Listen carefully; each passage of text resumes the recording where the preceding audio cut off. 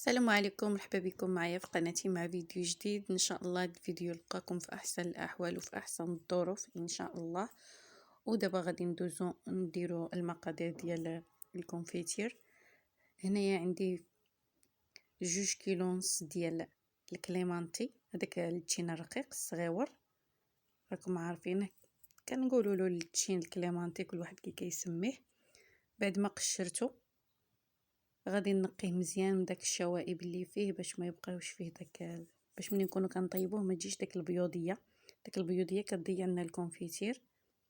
كما شفتوا دابا غادي نقيه مزيان وما نخليش فيه البيوضيه نهائيا، شويه بشويه وانا كنقي بهذه الطريقه هذه.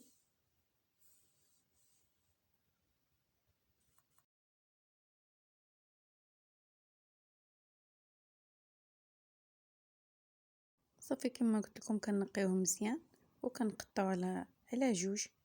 المهم تقطع عشوائي، يعني ماشي ضروري نقطعوه بالتاويل وداك الشيء، نقطعوه عادي لان غادي يطيب، غادي نطحنوه ما غاديش يبقى كاع يبان فيه داك التقطاع اللي قطعنا. المهم نقيوه مزيان، هذا هو الاهم في هذا الكونفيتير هذا باش ما يبقاوش فيه ديك البيوضيه.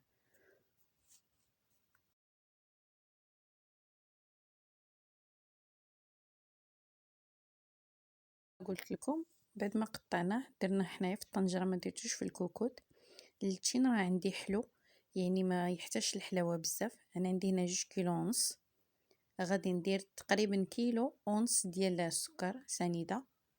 ما غاديش نكثروا الحلاوه، يعني بعض المرات كنديروا قد السكر قد التين.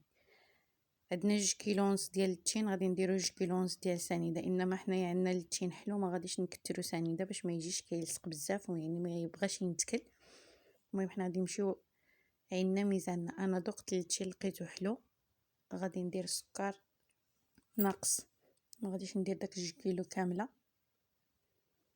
صافي غادي نضيف هذا سنيده كما شفتوا، وغادي نبقى كنخلط حتى تذوب سنيده مزيان. انا راني درت 8 كيلو وشويه، ما كثرتش بزاف. غادي نخليها واحد 3 ديال السوايع بين ما تذوب لي داك السكر سنيده.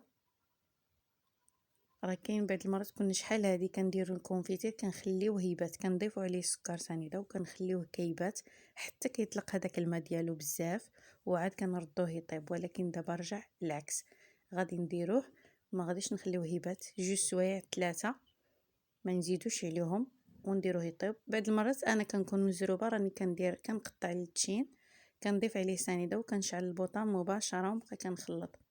دابا بعد ما دازت 2 سوايع تقريبا ونص، ما خليتوش كمل 3 سوايع، درته فوق البوطه يطيب.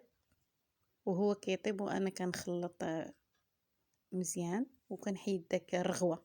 هاد الرغوه البيضاء هذه ضروري تحيد باش ما كيبقاش داك، كما قلت لكم كتجي فيه واحد نسمه ما مزياناش ودغيا كيخسر. فحنا نبقاو نجيب واحد المعلقه ونبقاو نهزو هكا ديك الرغوه كامله. المهم الكونفيتير خصو يتقابل، يعني حتى كنطيبوه ونطفيو البوطه عاد غادي نبلعو عليه ونخليوه حتى يبرد على خاطرو. ولا كان شي عظم عاوتاني ما شفناهش فاش كنا كنقيو ضروري نفينيوه. وصافي نبقى كنصفي كما قلت لكم هاد الرغوه حتى نساليها ونرجع تاني نكمل معكم باقي الفيديو.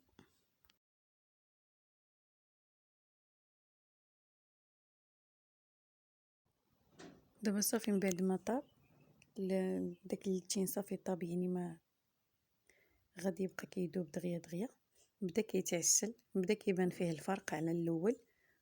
صافي حنا غادي نبقاو نديرو واحد الكرسي ونديرو واحد المعلقه ديال الخشب ونبقاو كنخلطو مزيان، ما نحبسوش يدينا من التخلاط لان ما بقاش فيه الماء اول حاجه، يعني نشف بقى غير ديك السكر وديك التشين.